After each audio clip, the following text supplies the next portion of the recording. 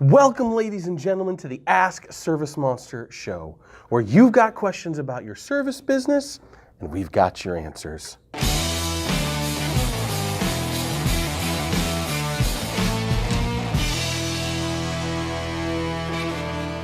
This week, I want to talk a little bit about Instagram. How do you attract attention? How do you gain business and leads? And how do you stay in front of your clients? Look, it's no secret. I'm not romantic about Facebook as a platform. You hear me talk about it a lot because that's where the attention is. That's where the marketing horsepower is. But if Instagram flips tomorrow and all of you guys as service providers run over there and stop hanging out on Facebook, I'll never log into that thing again. It's the attention that we're looking for. And so you as service providers should be focused on where you can gather attention from your area, from your core clients, and the ones that you want to actually help you drive your business. So a little bit about the history of Instagram, if you don't know it. It was started by a couple of guys and within 2 months had acquired 1 million users. 2 months, that's insane. They created it as a picture and video sharing platform.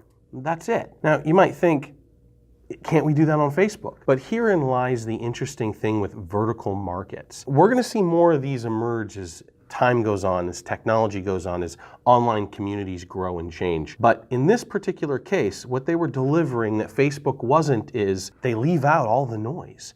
It's just imagery. A year after they opened their doors, they were at 10 million users. And that caught attention from so many people, so many VCs, so many investors. Facebook ended up buying them in 2012 for $1 billion. That's a Carl Sagan billion. Billion.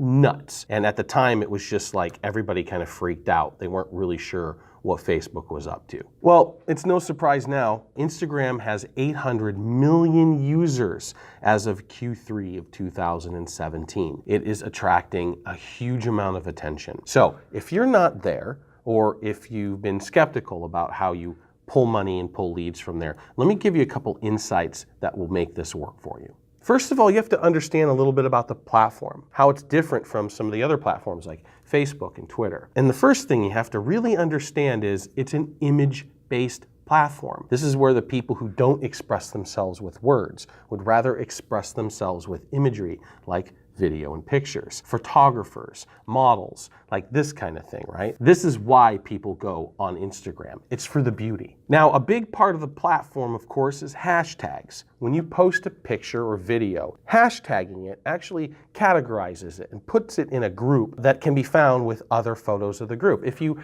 take a picture of your dog, for instance, you can certainly mark that with the hashtag dog, and it'll show up with the hashtag dog of all the other pictures. And if you have a Great Pyrenees, you can do hashtag Great Pyrenees. And now you're a little bit more vertical, more concentrated. And if people go and search for hashtag Great Pyrenees, they're gonna see all of those dog pictures. So a hashtag, just like Twitter, is an indexing tool and a search tool. So keep that in mind. When you post stuff, and I'll talk about this more in a minute, you wanna be using lots of hashtags. So one thing that might freak you out at first, and it actually does for me to this day, there's no sharing. Although that's about to change. We're hearing rumors that they're testing a sharing beta, a sharing button.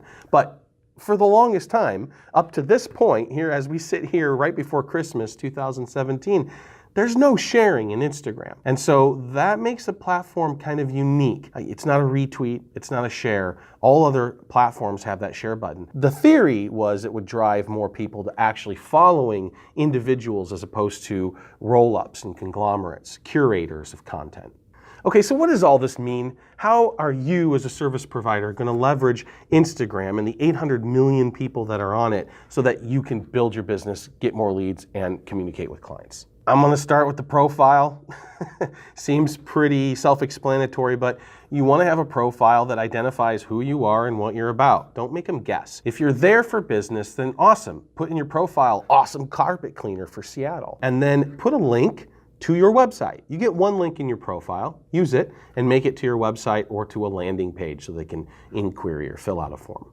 Now, when using Instagram, you have to be mindful of the platform. why people use it. If you're just posting pictures all the time, befores and afters under bad lighting, and they're not really composed well, and it's just garbage. Even if you can get people to follow you, because we're going to talk about how you get them to follow you by caring about you. And so if someone cares enough to be like, I like that dude, I'm going to follow him. And all you do is trash up their Instagram feed, beautiful, beautiful, beautiful, ugly before and after, it's not going to work. They're going to unfollow you faster than they follow you. It's a gallery. This is a place to put your most beautiful works of art, right? Be really picky. Now, you can use an interesting technique here in that you can post more on a regular basis. One interesting technique you can use, though, is kind of curation. Post on a regular basis, and then go back and monitor your Instagram feed. Toss out stuff that really doesn't fit into that gallery presence. That'll do two things. It'll keep you in front of people in their feed on a more regular basis, and then give you a really good presence so when you actually invite people to visit your Instagram page, they'll be able to take a look and go, whoa, this is beautiful. Obviously, you want to be careful. If you're publishing crap all the time, people will unfollow you. You do not want to clog and dirty their feed.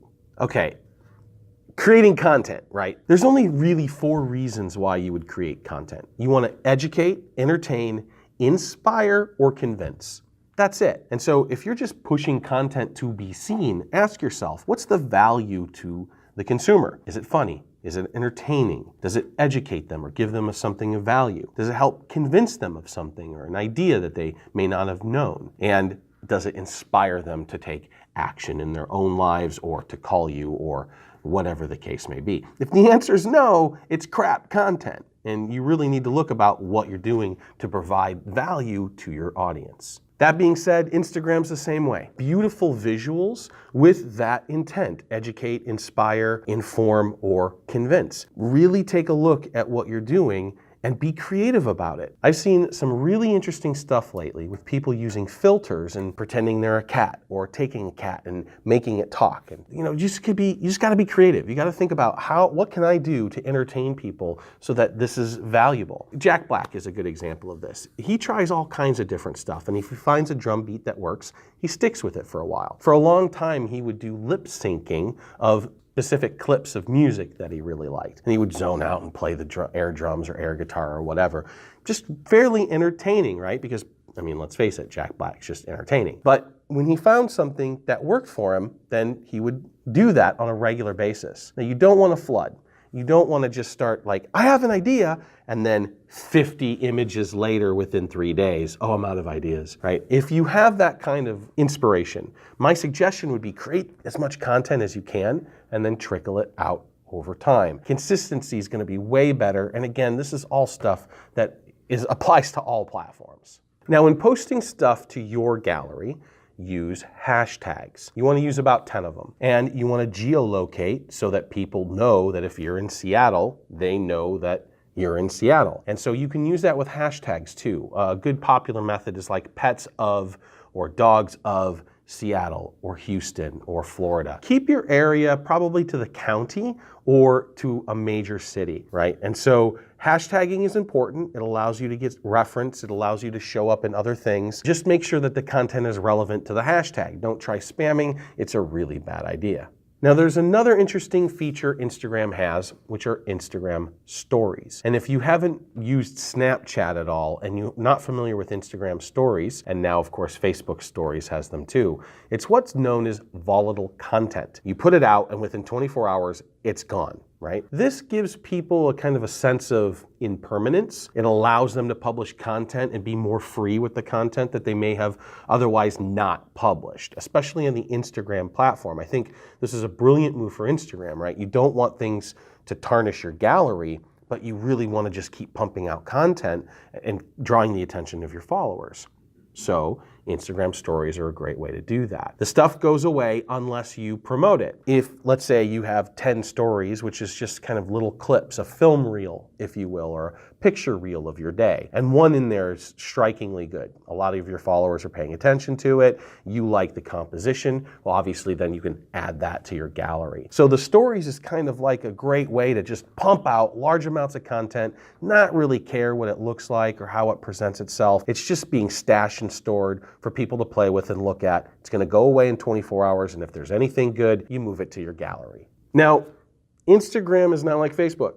You don't have friends, you have followers. This is kind of like Twitter. And so, like Twitter, there's a conversation being had in kind of the sub or dark Instagram. And unless you're participating in the conversation, you might not even know it exists. So Instagram to me is kind of like this blend between Reddit and Twitter as far as conversation goes. Conversations happen around pieces of content, usually via a hashtag. So if you search for a hashtag like Dogs of Seattle, you'll see 9 of the top posts come up. And there's conversations going on in those 9 top posts. Joining into those conversations is a good idea if you want to attract attention in your local area. So at the beginning of this week, I talked a little bit about a tip that we picked up from Gary Vaynerchuk called the 18-cent rule. Again, you're going to do a hashtag search, and those 9 most prevalent pieces of content are going to come up. And you're going to click on each one and leave your 2 cents. 2 cents times 9 posts is 18 cents. So you're going to drop your 18 cents on that hashtag.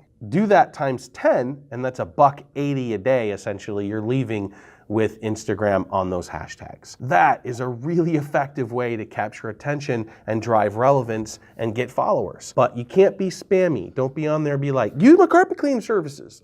That's not what you want to do. You want to go on there and say, hey, great image, and then talk about how it connected with you. You just want to join in the conversation. And another clever way, and I've never seen this done for service providers yet, okay? So when you guys do it, let me know. And we're looking at this ourselves, but it's influencer marketing. Now, for the carpet cleaning industry specifically, who's a bigger influencer? I mean, come on, who am I going to find to help me in that journey that isn't already helping us there? Thank you, Lisa Wagner. It really depends on what your geographic area is and who you want to attract. But I guarantee you, you've got some celebrities in your county. Some Instagram celebrities that if they joined you on a carpet cleaning gig would drive a huge amount of business. Send them a DM and say, hey, you're pretty popular. How would you like to do a little thing and I'll float you some cash? Now, be expected to pay a little bit for this because it is advertising, but you can capture a lot of attention in your area by jumping on board this influencer marketing train. And since no service provider is doing it, it's huge white space. It's really open. And I would encourage you to at least spend a little bit of time hunting for an influencer. Now, of course, you can run ads too. And running ads in Instagram is a little different than Facebook. You know, I talk about this whole holistic approach and top of funnel. Instagram's a little different. You can run ads just to run the ads, but make sure that they're beautiful. Make sure your videos are less than 60 seconds long and they capture attention. If they're not, it's going to get scrolled right by. And these guys don't necessarily have to know what your brand is in order for them to see the ad. And retargeting is a thing, but all of this stuff happens actually in the Facebook Ads Manager. This is where you're going to find it. And you may be advertising on Instagram already and not even know it, depending on what buttons you've clicked and if you have Instagram set up for your business. Okay guys, just 3 points here real quick. Use Instagram to tell your greatest hit stories and keep it a beautiful gallery. Tip number 2, like always, use the platform to join in the conversation to attract attention. And number 3, play the long game. Don't pay attention to your numbers. Don't worry about how many followers or likes that you have. Just get in the game and keep playing. Put your head down and just work it out. Until next time, guys, subscribe to our YouTube channel. Go check out the demo. Give us a call.